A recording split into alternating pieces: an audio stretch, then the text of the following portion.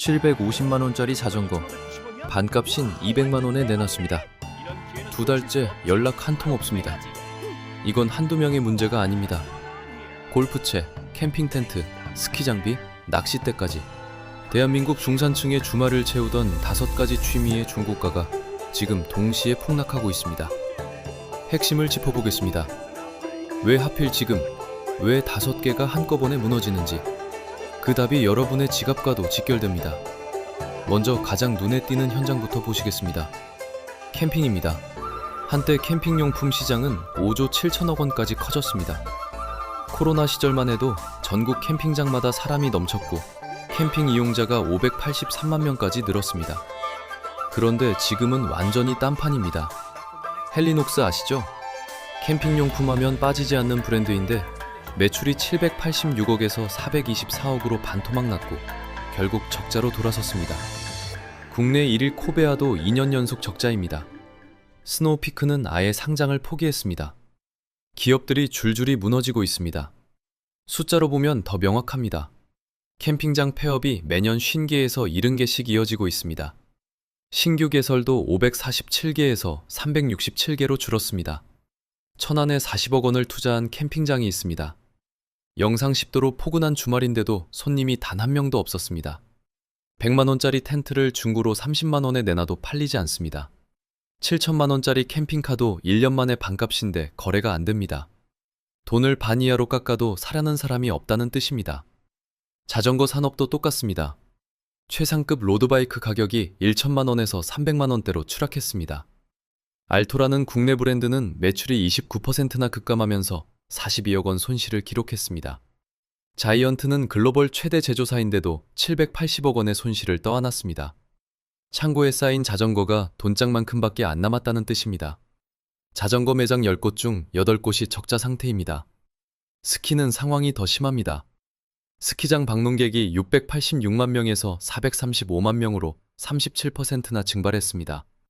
최근 4년 사이 스키장 4곳이 문을 닫았습니다. 베어스타운도 그중 하나입니다. 스키장 근처 상가 100개 중 80개가 폐업했습니다. 상가 건물 가격도 10억에서 4억으로 무너졌는데 매물조차 나오지 않습니다. 지역 전체 매출이 70% 이상 줄었습니다. 화랑하던 스키장 슬로프에는 이제 잡초만 남아 있습니다.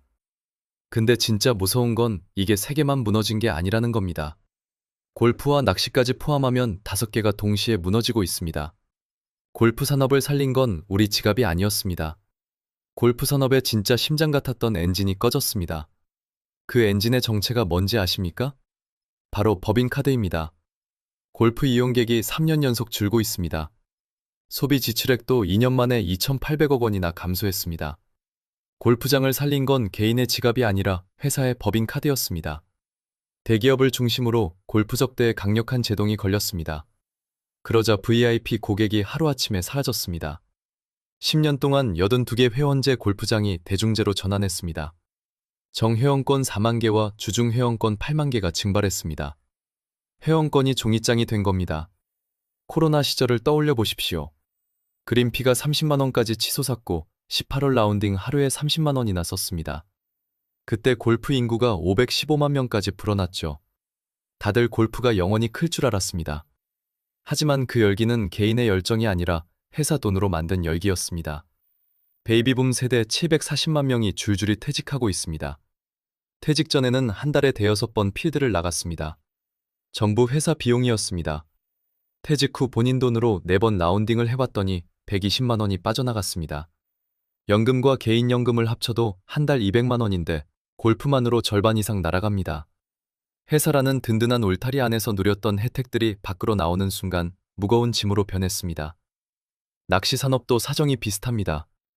낚시 인구가 720만 명입니다. 근데 20대가 고작 3%이고 30대까지 합쳐도 11%에 불과합니다.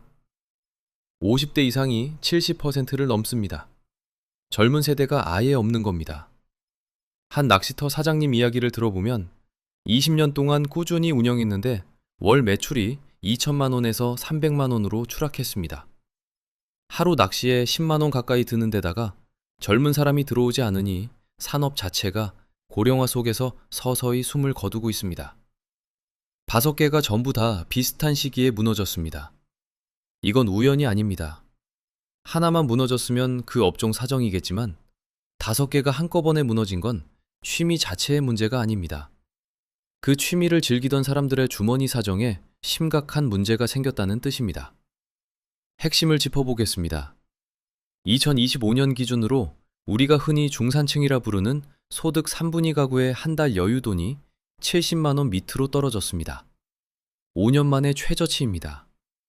월급에서 세금, 월세나 관리비, 식비, 보험료를 다 대고 나면 손에 쥐어지는 돈이 70만 원도 안 된다는 뜻입니다. 그런데 취미 한번 하려면 얼마나 드는지 보시겠습니다. 골프 18홀 라운딩, 하루에 30만 원입니다. 캠핑은 이용료만 몇 년 전 3, 4만 원이던 게 지금은 5, 7만 원으로 올랐고 2박 강제 예약이 42%나 됩니다. 이틀 묵으면 15만 원입니다. 스키는 온 가족이 한 번 가면 100만 원입니다. 캠핑 풀세트 장비를 새로 맞추면 1천만 원입니다. 캠핑카는 7천만 원짜리가 1년 만에 반값이 됐는데도 거래가 안 됩니다. 쉽게 말씀드리겠습니다. 월급에서 여유돈 70만 원 남는 사람한테 골프 한 번에 30만 원, 캠핑 2박에 15만 원, 스키 가족여행에 100만 원을 요구하는 겁니다. 한두 번도 아니고 매주, 매달 이 돈을 내야 취미를 유지할 수 있습니다. 수학적으로 성립이 안 합니다. 그래서 사람들이 하나둘 포기하기 시작한 겁니다. 먼저 가장 비싼 골프를 내려놓고 다음엔 캠핑 장비를 중고로 처분하고 스키는 아예 계획에서 빼버립니다. 이게 동시에 그것도 수백만 명이 같은 선택을 하고 있다는 게 지금 현실입니다. 거기에 젊은 층마저 빠져나가고 있습니다. 앞서 말씀드린 낚시 인구에서 2030 세대가 차지하는 비중이 고작 11%에 불과했습니다. 이건 낚시만의 문제가 아닙니다. 골프도, 스키도, 캠핑도 마찬가지입니다. 젊은 세대가 들어오지 않는 산업은 지속할 수가 없습니다. 그 사이 엔화는 싸지고 해외여행은 일상이 됐습니다. 국내에서 캠핑 이틀에 15만 원 낼 바에 일본 여행 가겠다는 분들이 늘어나는 게 당연한 비결입니다. 여러분의 월급에서 취미에 쓸 수 있는 돈이 얼마나 되는지 한번 계산해 보세요. 그 숫자와 방금 말씀드린 가격표를 나란히 놓아보시면 됩니다. 5개 산업이 동시에 무너진 건 우연이 아닙니다. 중산층의 여유 자체가 구조적으로 줄어들고 있는 겁니다. 생각해 보십시오. 5년 전만 해도 주말에 캠핑장 예약이 2달 전부터 꽉 찼습니다. 골프장 주차장은 10,000원이었고 한강변엔 라이딩하는 분들이 끝없이 이어졌습니다. 그 풍경이 왜 사라졌을까요? 사람들이 갑자기 취미를 싫어하게 된 게 아닙니다. 돈이 없어진 겁니다. 여유가 줄어든 겁니다. 월급은 그대로인데 물가는 오르고 세금은 늘어나고 부동산은 시들었습니다. 그 압박이 가장 먼저 드러나는 곳이 바로 선택적 소비, 곧 취미인 겁니다. 그리고 이 패턴을 이미 겪은 나라가 있습니다. 30년에 걸쳐 천천히 무너진 나라. 우리는 그걸 불과 3년 만에 따라잡고 있습니다. 이 모든 현상을 관통하는 가장 무서운 사실은 이미 똑같은 길을 걸어간 나라가 있다는 겁니다. 바로 일본입니다. 일본에서도 캠핑 열풍이 불었습니다. 그런데 불과 1년 반 만에 차갑게 식었습니다. 일본 캠핑 유명 브랜드들의 영업이익이 바닥을 쳤고 중고 장비가 산더미처럼 쌓였습니다. 지금 한국에서 벌어지는 일과 패턴이 완전히 일치합니다. 스노우피크가 상장을 포기하고 코베아가 연속 적자를 기록하고 당근마켓에 100만 원짜리 텐트가 30만 원에도 안 팔리는 현실. 일본이 겪은 흐름을 한국이 그대로 되풀이하고 있습니다. 한국은 일본의 잃어버린 30년을 3년에서 4년 만에 압축해서 겪고 있습니다. 일본이 수십 년에 걸쳐 천천히 진행된 변화를 한국은 훨씬 더 빠른 속도로 밀어붙이고 있는 겁니다. 일본은 캠핑 열풍이 꺼지는 데만 1년 반이 걸렸습니다. 한국은 그보다 더 짧은 시간 안에 5개 산업이 동시에 무너졌습니다. 속도가 다릅니다. 그리고 여기서 더 눈여겨봐야 할 패턴이 있습니다. 양극화입니다. 1박에 50만 원 하는 최고급 글램핑은 오히려 장사가 잘 됩니다. 반면 평범한 가격대의 캠핑장은 줄줄이 문을 닫고 있습니다. 돈 있는 사람은 더 비싼 걸 찾고 중간층은 아예 빠져나가는 구조입니다. 대중 취미가 공중분해되는 현상입니다. 스키 산업을 보면 이 구조가 더 선명하게 드러납니다. 기상청 자료에 따르면 한국의 겨울은 100년 동안 18일이나 짧아졌습니다. 2023년 12월은 관측 역사상 가장 따뜻한 겨울이었습니다. 국내 스키장은 거의 100%가 인공눈에 의존하고 있습니다. 자연의 힘으로는 슬로프를 유지할 수 없다는 뜻입니다. 전국 스키장의 절반이 10년 안에 사라질 것이란 전망까지 나왔습니다.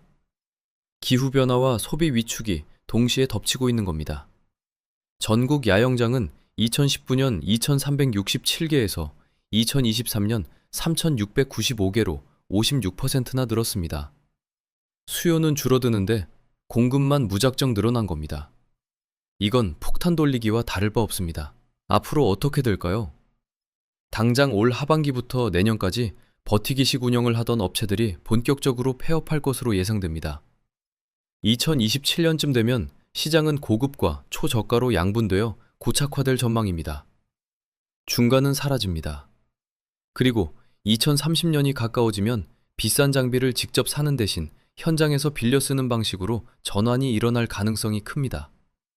소유에서 경험으로 바뀌는 겁니다. 우리는 이미 일본의 과거를 반복하고 있습니다. 다만 속도만 다를 뿐입니다. 일본이 30년에 걸쳐 천천히 겪은 일을 우리는 단 3년 만에 압축해서 겪고 있습니다. 그 속도의 차이가 오히려 더 위험합니다. 대처할 시간조차 없기 때문입니다. 물론 균형 잡힌 시각도 분명 존재합니다. 전문가들 중에는 이렇게 분석하는 분도 계십니다. 코로나 특수로 비정상적으로 부풀은 거품이 빠지는 과정일 수 있다고요. 맞는 말입니다. 캠핑이나 골프가 코로나 시절에 비정상적으로 폭발한 건 사실이니까요. 그렇다면 지금은 정상으로 돌아가는 과정일 수도 있습니다. 그리고 이 와중에 주목할 만한 변화도 있습니다. 등산과 도서관처럼 돈이 많이 들지 않는 여가의 가치가 다시 조명받고 있습니다. SNS 인증샷을 위해 억지로 시작했던 취미가 빠지면서 그 자리에 진짜 나 자신을 찾는 시간이 들어설 여지가 생겼습니다. 허세와 유행이 거친 자리에 더 건강한 문화가 들어설지도 모릅니다. 새로운 형태의 여가 문화가 탄생할 가능성도 충분합니다. 캠핑과 호텔의 장점을 합친 새로운 숙박 형태처럼 기존에 없던 방식의 여가가 등장할 수도 있습니다. 그렇지만 한 가지는 명확히 짚고 넘어가야 합니다. 하나가 무너지면 그 업계 사정입니다. 하지만 5개가 동시에 흔들리는 건 우리 사회의 집안 자체가 흔들리는 겁니다. 단순한 거품 조정으로는 설명이 안 되는 구조적 신호입니다. 이건 특정 산업의 이야기가 아니라 우리 모두의 삶이 근본적으로 변하고 있다는 의미입니다. 꿈꾸던 취미가 어느새 짐이 되어버린 순간, 우리가 당연하게 누리던 주말의 풍경도 조금씩 사라지고 있습니다. 취미가 포기된 게 아닙니다.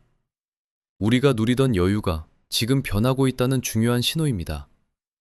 여러분, 집에도 먼지만 쌓여가는 골프채나 텐트가 있다면 댓글로 사연을 남겨주세요.